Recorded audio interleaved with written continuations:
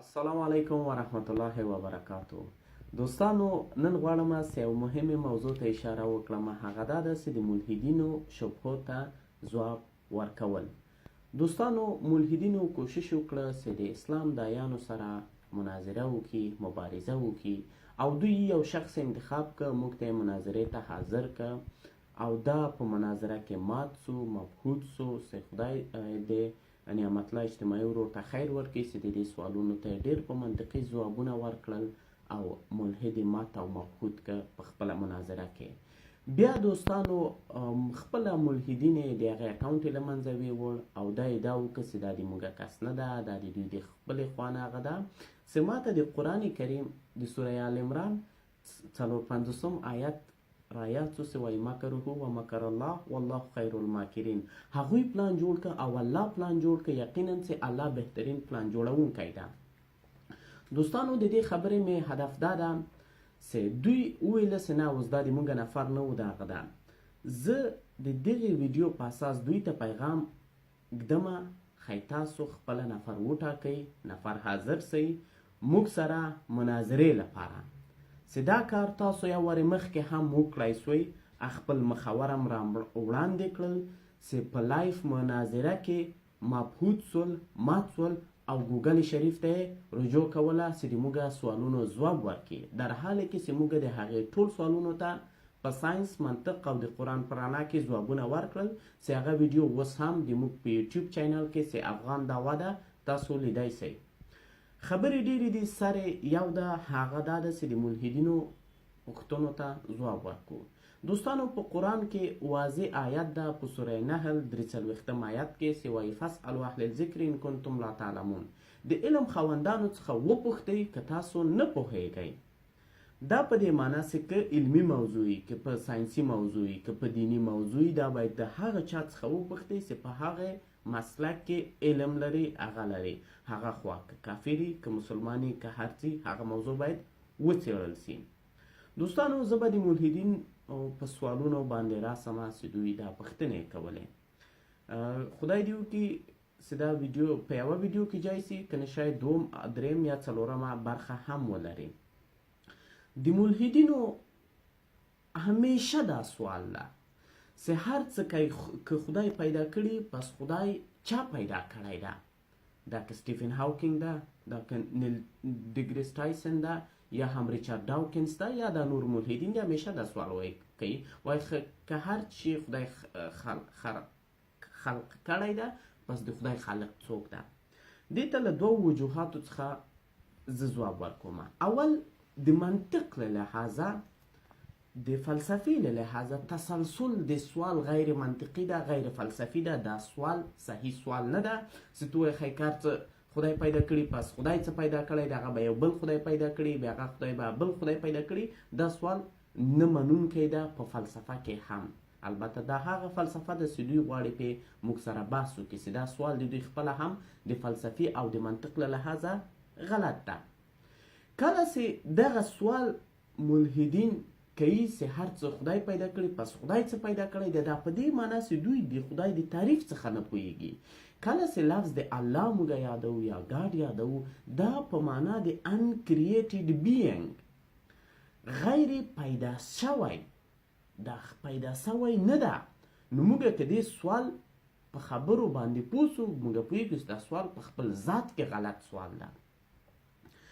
بل دوستانو دوم سوال دا و چې حضرت محمد صلی الله علیه وسلم الله ده او الله جل جلاله محمد ده، یعنی دا دوه کرکټرو باندې لوبه کوي. دوستانو د تاریخ په رڼا کې موږ پوهیږو چې حضرت محمد صلی الله علیه وسلم چیرته پیدا شوی ده، چیرته یې ژوند کړی ده. بل راځو په قرآن کې، د قرآن له نظره وګورو د حضرت محمد صلی الله علیه وسلم مشابهت ټولو پیغمبرانو ته ورته ده. ټول پیغمبران د آدم صفی الله نه تر محمد مصطفی صلی الله علیه وسلم یو پیغام درلوده چې هو احد، هو واحد، خدای یو ده، هغه یوازې ده. دلته دوستانو هیڅ پیغمبر دا ادعا نه ده کړې ده چې زه خدای یم یا زه د ما عبادت وکړئ.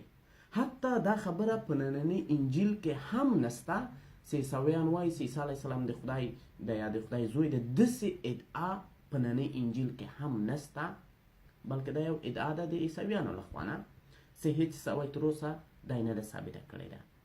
حضرت محمد صلی الله علیه وسلم نوم په قرآن کې 15 ځایه ذکر سوی ده، چې 4 ځایه د محمد په نوم، یو ځای د احمد په نوم، او د خدای جل جلاله د جمهور علماو په توافق 99 صفات دي اسماء الحسنا چې ورته وایي. د دې صفات هیڅ ورته والی له محمد صلی الله علیه وسلم سره نسته. بل دوستانو یو بله ډیره غټه تاریخي خبره به تاسو ته وکړم. د امریکا په سپریم کورټ کې یا په ستره محکمه کې کله چې هلته ننوځئ، غټ هلته یې په بورډ کې لیکل سوی ده چې حضرت محمد صلی الله علیه وسلم بهترین انسانو او بهترین بشري قوانین یې وضع کړي دي. دا خبره په یو اسلامي ملک کې نه ده، بلکې د سوپر قدرت چې ځان ته وایي د هغې په ستره محکمه کې دا خبره لیکل سوې ده چې حضرت محمد صلی الله علیه وسلم بهترین انسانو چې بهترین بشري قوانین بشریت ته وړاندې کړي دي. نو دا هیڅ امکان نه لري چې دا د الله جل جلاله نه وحی نه یې سوی چې داسې قوانین چې حتی کفار هم په دې اقرار کوي.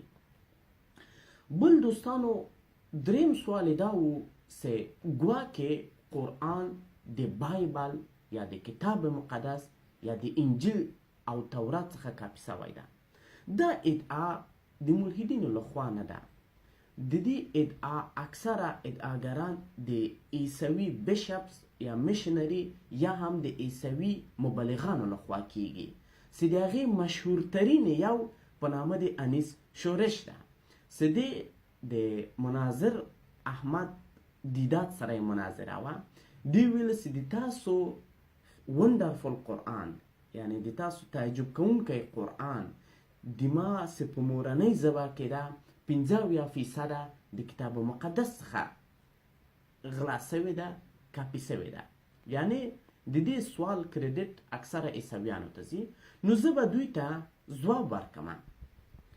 کله چې یو انسان یو څه کاپي کوي، د مثال په ډول نقل، احمد له محمود څخه د امتحان په شکل په هغه کې نقل کوي.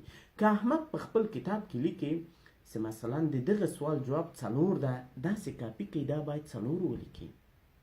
که هغه لیکي چې مثلا دا داسې ده، دا هم همغه رقم لیکي. امکان نه لري چې دا بل څه ولیکي که کاپي لفظ موږ استفاده کوو. اوس دوستانو راځئ دا 2 کتابونه مقایسه کوو. د دې د اثبات لپاره زه به یو څو مثالونه وړاندې کړم. د دې د اثبات لپاره که تاسو د بایبل کتاب اولینه صفحه، اولین چپټر چې په نامه د جینیسیس یا د پیدایښت کتاب یادیږي، 14 خط یا 14 آیت موږ واسکو. په 14 آیت د عیسویانو په کتاب یا د کتاب مقدس په کتاب موږ واسکو. لیکلی دي چې خدای جل جلاله 2 غټ روحانیان یې پیدا کړلې. یو غټه روښنایي په معنا د لمر چې په ورځ باندې حکومت وکړي، او بل کوچنۍ روښنایي په معنا د سپوږمۍ چې په شپې باندې حکومت وکړي. نن په ساینس کې دا موږ ته ثابته سوله چې لمر خپل ځان نه روښنایي لري، او مون چې ده یا سپوږمۍ چې ده ریفلیکټډ لایټ لري یا هم منعکس سوی نور لري. اوس که قرآن د بایبل څخه کاپي سوی، باید قرآن کې هم دا خبره وي که نه؟ نه، دلته قرآن د هغې اصلاح یې کړی ده. د قرآن په 10 سوره 5 آیت کې واضح لیکل سوي دي چې لمر خپل ځان څخه روښنایي لري، او مون یا سپوږمۍ چې ده ریفلیکټډ لایټ یا هم منعکس سوی نور.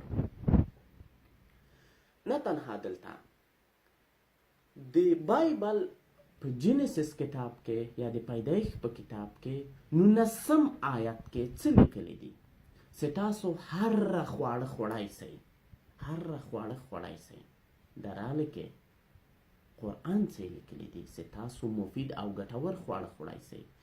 دا لفظ چې وایي چې تاسو هر خواړه خوړای سئ، چې د ځمکې په سرې په زرهاونه بلکې په میلیونونو زهر لرونکي نباتات دي په سلهاوو زهر لرونکي حیوانات دي چې د انسان په مجرد د دې چې دې سره تماس ونیسي، اړیکه ونیسي، انسان له منځه ځي.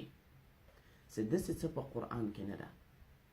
بل دوستانو د تاریخي له مخې نه غواړم چې دې سوال ته ځواب ورکړم چې دوی وایي چې ګواکې قرآن د بایبل څخه کاپي شوی ده. حضرت محمد صلی الله علیه وسلم د تاریخ له مخې عربو او په عربي یې تسلط درلوده.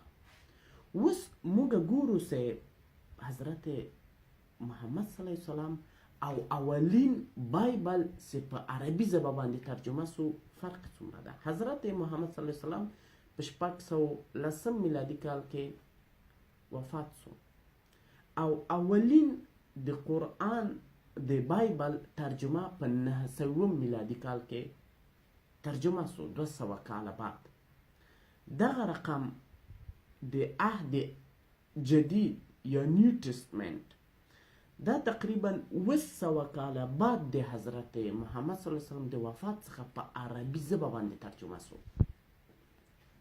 نو تاسو څنګه دا خبرې کوئ او د دغې څه وایي کاپي شوی ده؟ ولې دا قرآن کې ښه خبرې راغلي دي او هغه څه د ساین و منطق په خلاف دي، هغه نه دي ذکر شوي دي. بل په بایبل کې 10 د زنا کیس راغلی ده، هغه هم انسست یعنی زنا د محارمو سره، چې الحمدلله په قرآن کې یو هم ذکر نه ده ذکر شوی ده. په بایبل کې د خدای پیغمبرانې ځانیان معرفي کړي دي، له خپل محارمو سره زنا کوونکي خلک معرفي کړي دي.